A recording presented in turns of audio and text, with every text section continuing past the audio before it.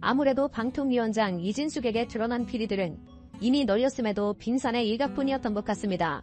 법의 칼날이 자신을 향하자 보조를 했던 것도 모자라 심지어 그 행선지가 호텔이라는 사실이 또 밝혀졌는데요. 게다가 청문회 당시 아예 대놓고 위증을 한 사실도 드러나 이제 자진 사퇴밖에는 답이 없을 상황이 되어버렸습니다. 언론들도 계속해서 나오는 단독 보도에 난리가 났는데요.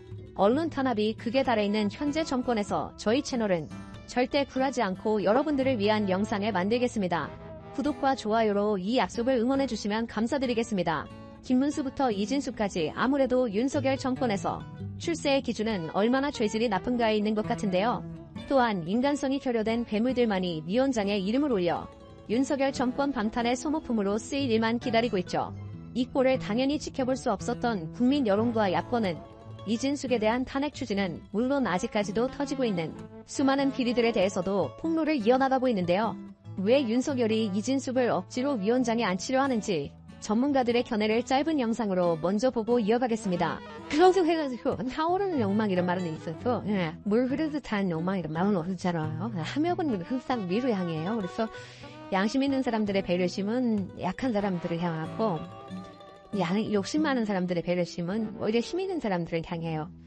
그래서 욕심이 양심을 증발시킬 정도로 이제 심한 사람들은 늘 이제 그런 사람들을 왜 이렇게 등용하느냐 하면 그런 사람이라야 아무리 불의하고 부당하고 악한 일을 시켜도 양심의 가책을 느끼지 않고 해요. 이렇게 연결되는구나. 그 이제 이런 일들이 이제 가능한 것이 첫 번째예요. 그러니까 양심의 가책을 느끼지 않는 사람은 당연히 양심이 없기 때문에 늘 부끄러울 일을 하지 않고 그런 사람들일수록 악행을 저지르는데 아무런 거리낌이 없어요. 역사상 모든 악인들이 그랬고요. 두 번째로는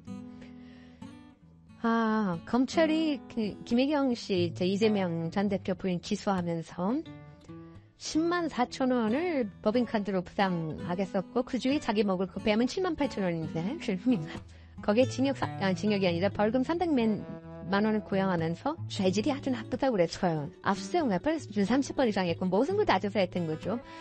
그 기준으로 보면은 이제 이진숙 씨 같은 경우에는 도대체 왜 수사를 안 하는지 모르겠는 이런 상황이 벌어지는데 전번에 지난 국회 인사청문회 과정에서 드러난 비리만 해도 이진숙은 당장 경찰과 검찰을 들락날락거리며 조사를 받아 자신의 죄에 대한 책임을 물어 마땅한 상황인데요. 전국 언론 노조 등 시민단체들이 31일 업무상 배임 혐의로 이진숙을 즉시 검찰에 고발했음에도 불구하고 역시 검찰공화국 윤석열 정권의 검세들은 이진숙에게 면죄부를 던지려는 듯 침묵으로만 일관하고 있죠. 이미 국민들의 입장에선 어지러울 수준이었지만 최근 언론들이 릴레이로 터뜨린 단독 보도들은 이진숙의 비리가 아직도 한참 남아있다는 것을 증명했습니다. 이를 공개된 보도에선 법카 괴물 이진숙이 제주도에서도 또 이틀 동안 8번의 법카를 사용한 사실이 드러났는데요. 민주당 황정아 의원실이 대한항공으로부터 받은 자료에 따르면 해당 기간은 주말이었음은 물론 이진숙의 국내 출장 기록도 전혀 확인되지 않아 업무와는 관계없는 법카 사용이었죠. 당연히 배임 횡령이고 법카를 개인 휴가용으로 휘두르며 자기 돈인 것처럼 펌펌 써왔다는 사실이 또 드러난 것인데요.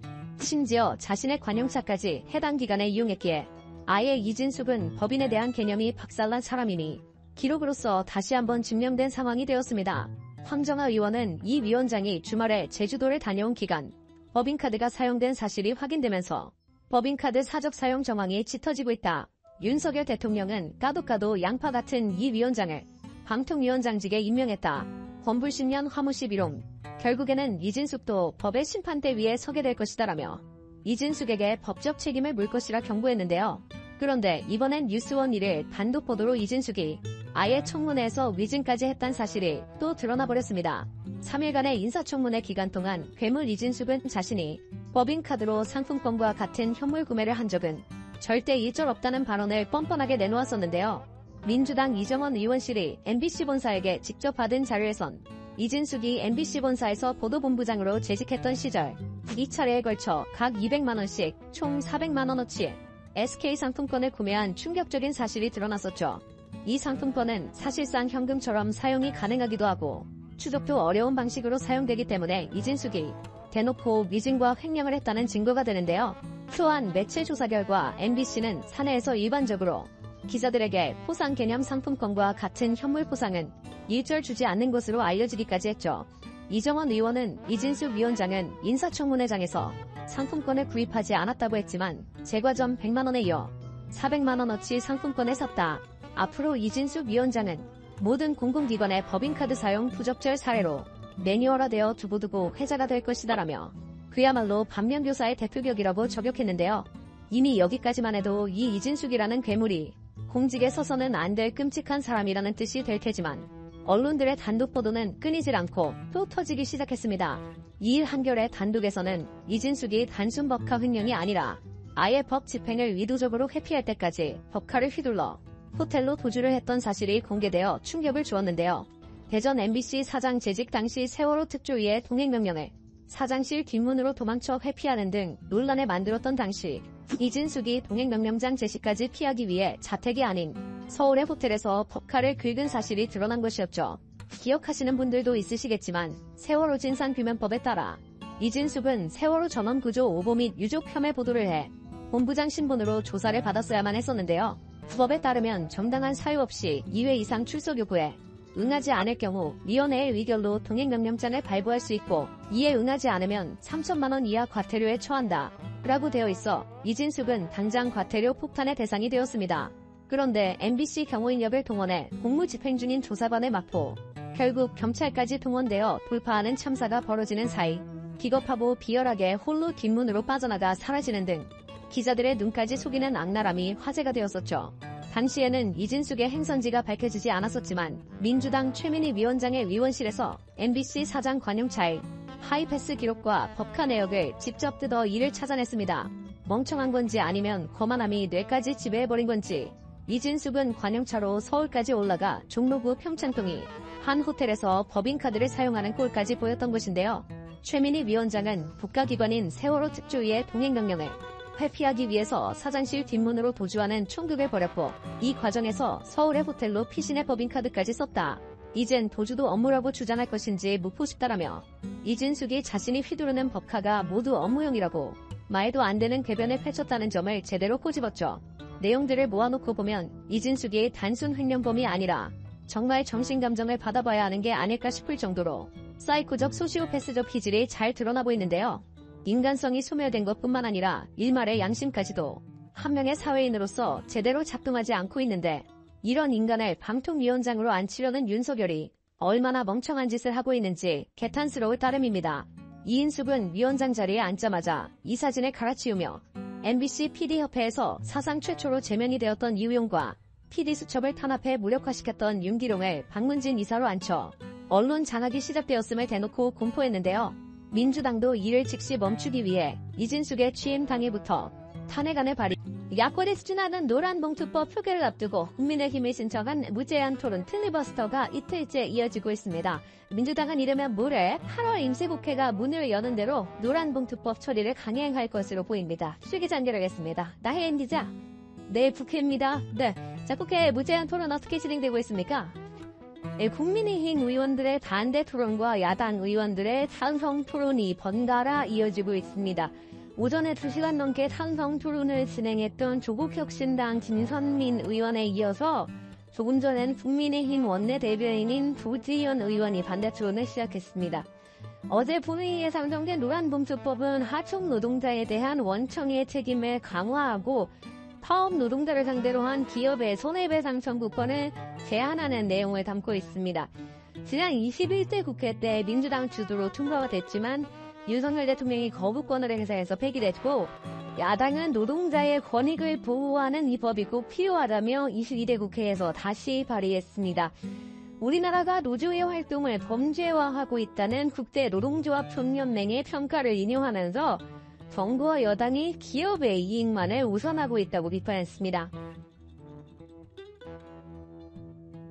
글로벌 스탠다드를 핑계로 오히려 노동자들의 권리를 더욱 제한하고 기업의 이익만 우선시하는 정책들을 추진하고 있습니다. 반면 국민의힘은 노란봉투법을 불법 파업 조장법이라고 규정하고 반대하고 있습니다. 민주노총을 위한 법이라고 깎아내리면서 국회는 파업 조장 대신 노동자가 파업하지 않아도 되는 현실을 만드는 데 집중해야 한다고 주장했습니다. 대기업 정규직 노조 소속인 일부의 기득권 노동자만 과도하게 보호하는 수단이 될 것입니다.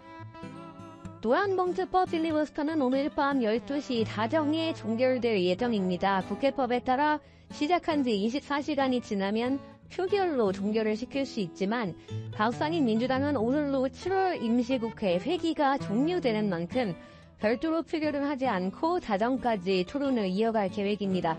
이어 8월 임시국회 첫 본회의가 열리는 모레 노란봉투법 처리에 나선다는 방침입니다. 하지만 법안이 통과되더라도 여당은 윤석열 대통령에게 제2요구권 거부권 행사를 건의할 것으로 보입니다. 주말마다 민주당 전당대회도 진행이 되고 있는데 이번 주는 호남 지역 경선이 예정되어 있죠. 네, 잠실이 익산에서 전북 지역 순회 경선이 내일은 광주와 전남에서 경선 결과가 발표됩니다. 민주당의 전통적 지지 기반인 호남 지역 권리당원은 41만여 명으로 앞서 경선을 마친 10개 지역 당원을 모두 합친 28만여 명보다 훨씬 많습니다. 그만큼 승부처로 꼽히는데 이재명 후보가 90% 넘는 누적 득표율을 기록한 당대표 선거보다는 5명을 뽑는 최고위원 경선에 더 관심이 쏠리는 분위기입니다. 초반부터 2위로 치고 나간 원외 정봉주 후보를 하선의 진민석 후보가 3천여 표 차로 따라붙고 있습니다. 또 이번 경선에서는 유일한 호남 지역구 현역 의원인 민영배 후보가 최하위를 탈출해 반등의 계기를 마련할지도 주목됩니다. 또 투표율이 얼마나 나올지도 관심인데 반환점을 둔 민주당 전당대회 누적 투표율은 과거보다 저조한 30%대에 머물고 있습니다. 이재명 후보 독주 기조가 이어지면서 당내에서는 전당대회를 계기로 당 지지율 등이 오르는 이른바 컨벤션 효과가 없다는 평가도 나오고 있습니다. 이재명 후보도 이런 평가를 의식한 듯 SNS 등을 통해 권리당원들의 투표 참여를 독려하고 있는데 오늘 내일 투표율이 얼마나 나올지 지켜볼 대목입니다. 지금까지 국회에서 전해드렸습니다.